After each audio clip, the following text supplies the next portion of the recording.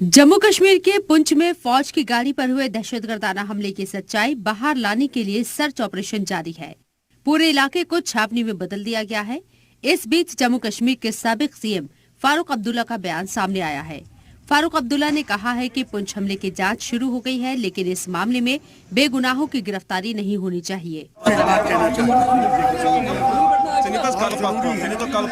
आज जब इनने पुंछ में कार्रवाई शुरू की है, उसमें बेगुनाहों को नहीं पकड़ना चाहिए, इसकी तरफ इनको ख्याल रखना चाहिए।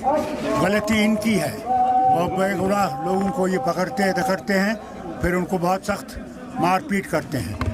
ये गलत तरीका है, ये नहीं होना चाहिए।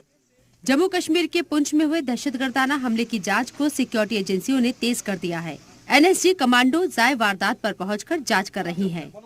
एनआईए की टीम भी जांच कर रही थी। हमलावरों की तलाश के लिए बड़े पैमाने पर सर्च ऑपरेशन चलाया जा रहा है। अब तक 14 से 16 लोगों को हिरासत में भी लेने की खबर है, जिनसे शुबे की बुनियाद पर पूछताछ की जा रही है।